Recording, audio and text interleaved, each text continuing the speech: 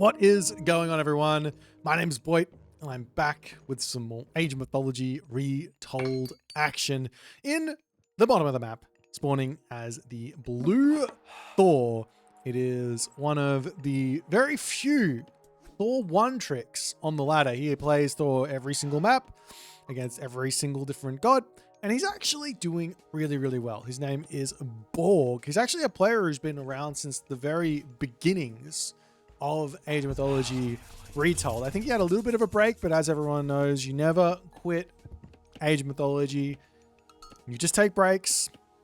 His opponent, however, is no stranger to the spotlight. He's one of my favorite players to watch. It is Keto Severo Jones Bones Malone, and he is in the red color playing as Loki. This is a really, really interesting matchup. Now, I played this matchup not too long ago against on a very different map against Soup, and we had an absolutely amazing game there. It was really, really fun, super back and forth, lots of base destruction and things like that on the map Snake Dance, and it ended in a really, really cool fashion where one of Loki's bonuses really got to shine there. So we'll see if that's going to be the case in this one, and that bonus is villagers getting converted into berserks for cheaper. It's a really, really, really nice bonus that often sort of gets forgotten about with Loki. And I mean, to some degree, it's only really useful in the late game. So yes, it gets forgotten about, but it's pretty good if you can get that. So we'll see. The other really big bonus in this matchup, which is it makes this matchup a little bit more interesting than, say, Thor versus Odin, which is similar but different, is the bonus damage increase for Loki. So where Thor gets to start off the game with extra villagers, extra armory upgrades, what Loki gets is he basically gets himself copper weapons for free, so long as he's attacking the right units. On top of that, he doesn't get the economy, but he also gets free myth unit spawns. So while the Thor player here is going to have a better economy than the Loki player gets to make up for that with the myth unit spawn. So it's very, very important for the Loki player to take those fights, to take good fights and find yourself in a good position. On top of that,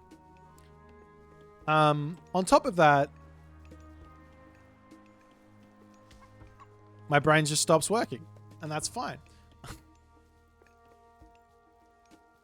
I don't even know what I was saying. I just read the chat. Mister wants to know when tournament dates are coming this week. You will find out literally this week. I can't tell you more than that at this point. This week.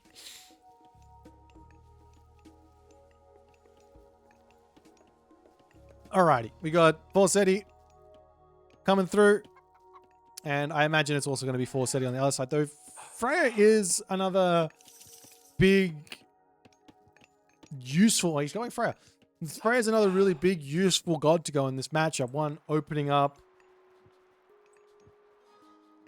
the map and all the other good stuff. You can use that forest fire to break through this position, get into your opponent's map, lock off the back spot here, and then you can see the forests are really open, so you could then target this forward position and completely cut off wood, which is a pretty rare thing to be able to do, but definitely a way to go. Got some relics on the map. We have the blanket of Empress Zoe. That's the only one I can find because people have been picking up relics, it looks like. Over here we have that Svadilfari's sledge, making the fortresses a little bit cheaper. Also popping in that Huri's hunting bow. This relic is probably the most underrated economic relic at the moment, in my opinion. I think it is probably the best one out there because there's not really any ways to increase your food income at all. So an extra 5% food income on your hunt, that's a really, really big deal. Of course, you can get the ones for your farms, but we don't want to be farming anyways. As he also gets that Odin's wand, which is going to help him get himself that Hall of Thanes tech. A couple of longhouses going down, as the classical age has been hit here for Borg as well, and he's going to be dropping himself a great haul. So he wants to go into those raiding cavalry really, really early. Part of the reason for this is one thing that Loki is going to want to do is he's going to want to play for throwing axemen. Why throwing axe? Why are throwing axemen so good for Loki? Well, the big reason is if I see one getting trained, I can actually show you. No, he's going for berserks to kick the game off. But the reason why throwing axemen is so good for Loki is because they're getting hit with that bonus 10% damage on pretty much everything except for raiding cavalry in the classical age. So it's a really, really simple unit to use to find your advantage. As this Valkyrie gets caught out, Hersa trying to get the last couple of whacks off, and it looks like the Valkyrie is going to be able to get away from that one with 11 HP remaining. Can build another another Valkyrie, get that one healed up, but she's going to have to sit in base and be a healer for the next several minutes at the very least, because there's a lot of favor needing to get grabbed here. As Borg going to be on the scouting path here, trying to find some village to kill off. We'll be popping in onto the chickens, but there's nothing there for the time being. A couple more berserks coming out. So I am surprised to see this amount of berserks. Like, there is an argument for there's a timing here, so to speak, where you hit your opponent's food situation really early on with berserks. So say for whatever reason they're out on the map at 7 minutes here. You can see the difference in military, it's non-existent, so this wouldn't even work right now. But you go in, you get those early berserks coming through, and you can maybe push them off hunt. But you can see here Borg's not even finished on the only now finishing on the Rhino, so he's not going to be leaving his base. He could now. There's no reason to not come over here onto these giraffe. He's in a really good spot. He's paid off his armory upgrades. He's good to go. We are seeing up onto the top here. The berserks will shoo away the raiding cavalry for the time being, as every single position on the map currently for Keto is protected. And it kind of looks to me like Keto, he's gearing up for a second town center. Now, this is one of those really, really strange second town center grabs. I wouldn't recommend doing this 9 times out of 10. This is an 8-minute started town center. It's going to finish at about 8:30. Your opponent he's already got an army, so he's already going to be able to start applying pressure onto you, which you're not really going to be able to defend. So Keto, the one big advantage of doing what he's doing right now is it's a weird town center. Doesn't feel right. You're not going to be searching for this. So he could get away with this situation where Borg is feeling like, I'm in front on villages because I've got my armory upgrades in. So I know I'm 3-4 villages in front here. So we can just sit back. But obviously that's not the case, because Keto is going to be overtaking Borg on the economy momentarily here. So walls coming up all over the place. We've got that longhouse coming down. You want to sort of protect the vision of the town center, make sure you get as much time as you possibly can here on this one. Dwarves coming out. There is a nice back gold mine, which does give a little bit of a boost to the viability of this town center for Keto. But we'll see if he's going to be able to defend what's coming for him. Lots and lots of raiding cavalry. No upgrades on them just yet. One thing that I've noticed from Borg over the couple of games I've played versus him, and what I've watched of him playing, is he doesn't like getting early line upgrades with Thor. He'd much rather go full bronze first, because if you grab yourself bronze weapons, bronze mail, it's kind of a similar costing to actually getting yourself medium raiders and medium infantry. And it applies the same benefits, almost, maybe even more benefits, as the bonus HP, bonus damage. You get bonus effective HP on the armor and bonus effective, bonus damage on the weapons, right? So it does make a lot of sense here. And you also get the villagers to boot, as more walls coming up, as Keto is desperately trying to prevent this army from getting in here, as this wall will go up, but this one's going to go down. He finishes the wall behind it, and Borg needs to break down another wall. He's just getting this a little bit more time here. The one really difficult part about the position now that Keto's in is building buildings to spend all the extra resources he's going to be getting in is really tough. So losing infrastructure here, this hurts really in a really, really big way. And the dwarves will have to make a move over here. They've got a nice gold mine, out of sight, out of mind on the top side there. And if Keto can sit underneath this town center and defend, he might be okay. But main base now under siege here as the temple's going to be going down. We've got a longhouse coming up onto the back.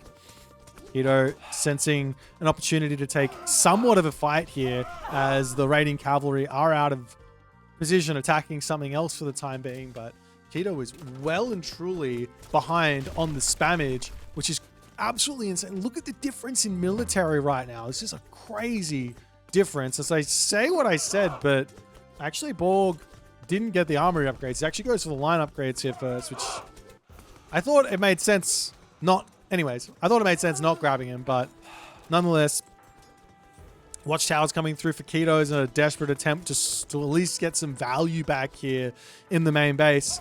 If he loses that town center, it's kind of fine. Of course, it's a loss of resources. It's kind of fine, so he's not losing any villages here. You can continue to just sort of just cockroach off into the corner of the map, getting the buildings down, and just keep pumping units. He can literally be fine here losing a town center. It's not the biggest of deals. He does not need to fight this. And in fact, this is exactly right.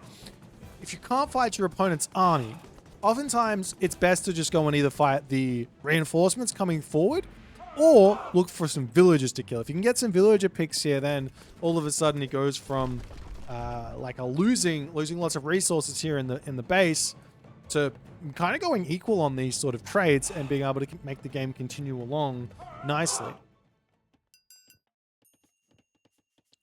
And nonetheless, he is in the center here. He's going after some houses. These berserks do have themselves that Hall of Thanes technology, so they are very, very speedy.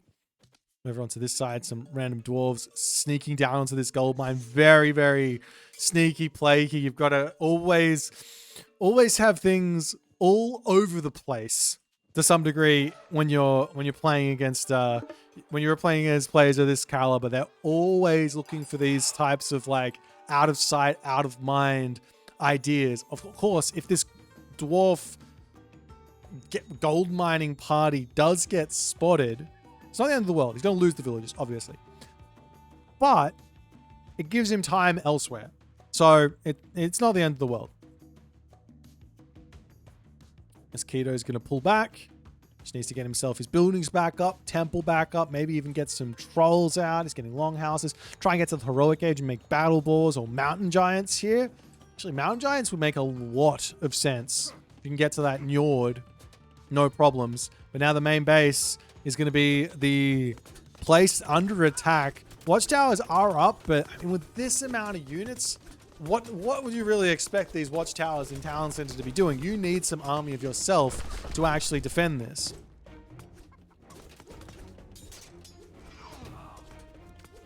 And Keto says, you know what? It's time to convert some more berserks. Let's go. He's converted a big amount. Healing spring coming down into the main base here. As Borg shooting, scooting beautifully with those throwing axemen. You have to almost shoot and scoot forward to make it all work. Is onto the back there, though. The Draugr spawning in a beautiful spot to actually get a huge amount of damage done onto those throwing axemen there. As after the dust settles, Keto does manage to erase the army. However, there's a second town center up now for Borg. The game has completely flipped itself on its head. Keto now the one in military resource advantage while being behind on villages. He needs to make something happen here. Of course, healing up those units is going to be first and foremost paramount. You don't want to be fighting with all of that lost HP, but Keto says, now let's get to the middle of the map, maybe grab this town center and go from there. That town center here is perfectly fine. 2 elephants nice and close is exactly what you're going to be wanting. A couple farms to come up into the main base here is Borg not wanting to take all too many risks. And now we do actually have Bragi coming through. This is a really, really big moment here for Keto because he's already got an army out. Oftentimes the decision between minor heroic age gods for Norse is how much army you actually have. So if you play like Njord, you're kind of, well, you can kind of go Njord with no army, but you have to make sure your opponent's got no heroes in their army so the Walking Woods can help you out. If you go Skadi, you're normally playing with not very much army at all and using that frost to keep yourself afloat. And if you go Bragi, you've normally got that full population army already in. But Keto here, obviously Bragi's got a choice. He's got 150 favor in the bank. So great raid here though from Borg while this is all going on. So 150 favor in the bank. That's really, and he hits on this left side as well, as Borg is like, no, we're not letting you get away with these ones, but also the raid's coming in onto Borg, onto this gold mine, as both players losing a very large amount of villagers in that moment. Up onto the top side here, the battle ball pops out. And like I was saying, so much favor here. No excuse not to make a butt ton of battle ball. The only excuse is I don't have gold, which is also making me think maybe it would have been better to go for Njord. I think it's very much slept on.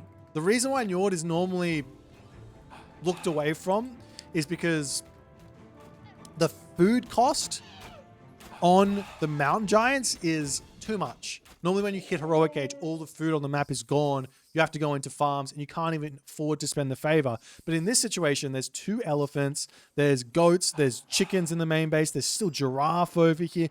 Plenty of food here to spend all that favor on the mountain giants.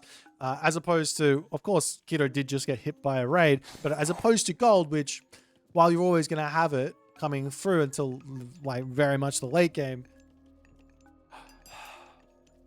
the battle balls aren't as good as the mountain giants. I don't care what anyone says. Those Jotuns, they kick. In fact, actually, let me do a little quick comparison on the special ability. This does 20 damage to everything that it hits. That's actually a decent amount of damage. Maybe I'm wrong on all this. But it also, the mountain giant does 100 damage with the kick. So, take that, non-believers. Town center coming up now for Keto as he's ready to set up for the mid game or whatever you want to call it. Borg as well needs to be considering that next move here as well. He's going through Skadi. He could go through Bragi himself here. There's no real super downside to it. The only real advantage of Skadi over Bragi is the fact that the throw and axemen are going to get much more powerful, and you have Frost for flaming weapons, which basically just means both players have got no god power. And yeah.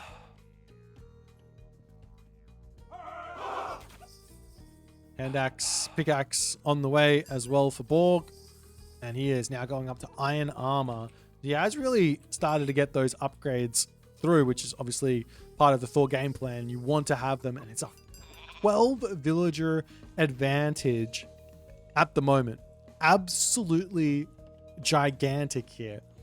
As Borg on the way forward here, and Keto has to be really careful because this can be like a bait, right? You walk forward, you get that flaming weapons cast, you click Frost, then you just move forward and kill off the town center or something, kill off some villages while the Frost is going on. Come back, take the fight, and you're good because there's no more flaming weapons.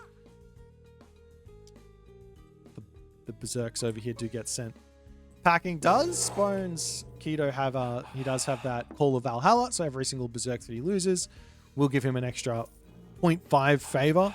It's a pretty nice amount of favor to just add in on top of the favor you gain from fighting with those berserks. There's a couple of great hauls coming up into the middle. We will see that hill fort coming through for Borg as well. As this gold mine has been spotted. Can Borg cut the villagers off here from that wall? No, he gets 1 kill and the ox cart falls, but not that big of a deal here for Keto. The only problem really is Keto needs to secure a proper gold mine. He's got one here. That's going to be nice. A couple of battle balls to push in onto this position, take out that hill fort. But Keto's got to be a little bit careful on this one. He does have the stronger... Does he have stronger throwing axemen? Hang on, let me just double check. We got 8.7 versus 8.7. And this is 3.3 versus 3.0. So yeah, these guys are doing more damage. They do have less armor, so these guys have got more effective armor, but I'm not sure it actually makes up for it. Maybe it does. Maybe it actually does make up for it. They're like equal. At least until Keto gets to bronze mail.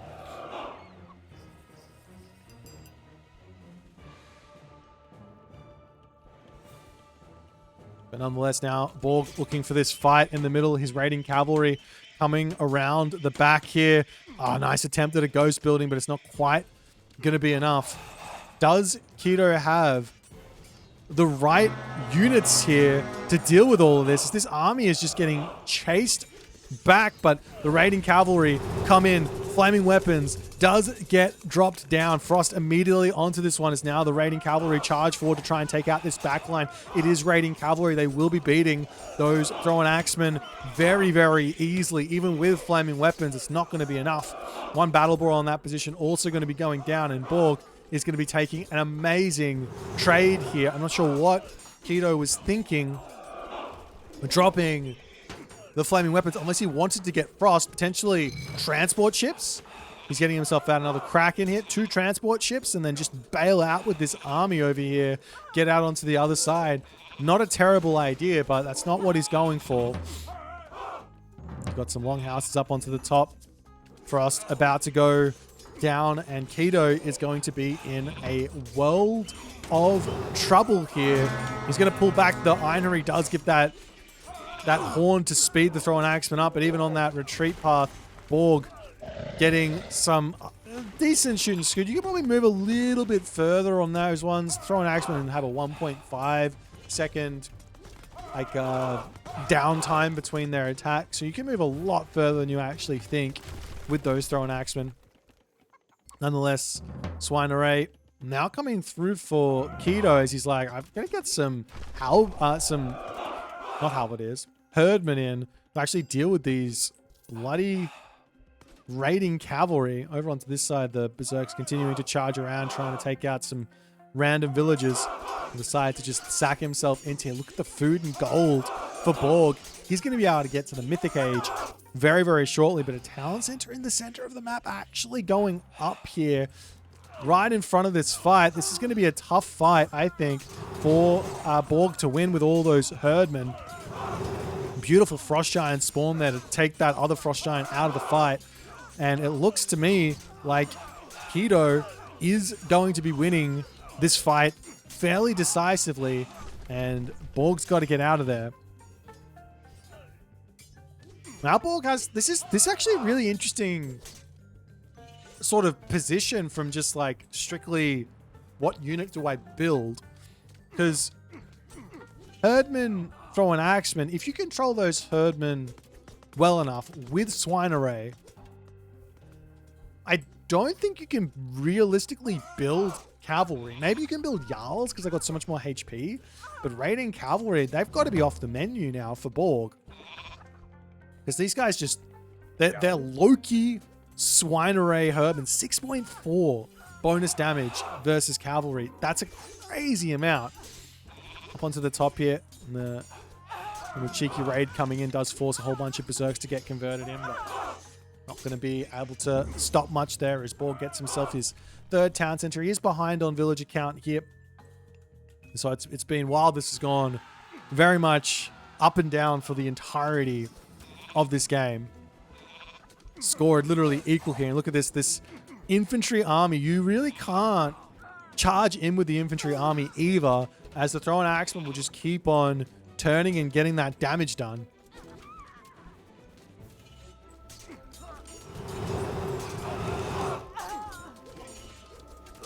It's the army of Borg coming in. It's 205 pop. Where's all of the army? Is this just looks like it's a tiny army for Borg, but it's looking like he's managing to break through as that front line of Herdmen has disappeared, and now Keto needs to get out of here. He's doing a good job of shooting, scooting back. He can dive into the hill fort, no problems. Borg has managed to completely stabilize here. He's got the military resource advantage for the time being. Lots and lots of myth units in his army. On the other side here, Keto's got nearly 250 favor. He could be going for another flaming weapons. You know how I feel. I much prefer spamming the myth units, but Keto, he is a god power man. He wants to click that button. He's very close to it. Town center in the center of the map now as well. Very much an option for Keto.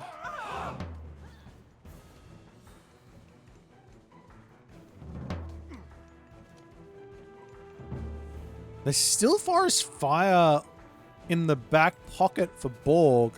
It's been a little bit tricky trying to use that one. Maybe Keto's been very aware for the entirety of this game not to go near any forests, but this is always going to be something that's an option for Borg in this game. As the villagers getting pushed back here, trying to take out 2 hill forts in the center of the map right now. Without any siege is a little bit tricky. Luckily, he does have the Frost Giant at the very least, so that's going to be a big help. And those Valkyrie with the high base damage. Another Frost Giant for Keto does spawn in the middle of this one. It's this hill fort getting left standing there, and Borg charges in, decides even with, does he have no gold left? He's getting hit over onto this side. It looks like he's got no gold villagers left. He's being raided into the ground. He does have the 1 gold mine in his main base, but does decide that the game is lost in this moment, and he taps out. What a game here from Keto. Like, this town, it looked really, really bad for Keto for a minute here. I mean, if you just take it from the score look alone, you can see in this moment, that's a crazy lead in a mirror. Like, normally I look at the score and I'm like, it doesn't really matter. Score, whatever, it doesn't matter. It's like anything can happen, right? Other guys just got more technologies than me. If I just get those technologies in, I catch up, you know what I mean? But here, that's a crazy score lead. But on that moment, Borg just completely lost all of his units on that fight. That was in the base of Keto. That was in front of military, but there were the 2 towers. There was the town center, like leveling the playing field, so to speak. And then obviously the Loki myth unit spawns come in clutch, and that completely flipped the game on its head. And from there on, it was Keto's game to lose, and he didn't drop off at all. There was a little bit of slip-ups, like this flaming weapons didn't go his way at all, and I don't think Borg capitalized quite so well on that specific advantage that he had, allowed Keto to sort of solidify and get himself sorted. Both players lost a crazy amount of villages as well in this game. What was it? Military 26 to 10. Large amount of villages for the 26 minutes here. If you guys enjoyed this one, please consider the follow on the Twitch. If you're on YouTube, hit that subscribe button, and I'll see you guys in the next game.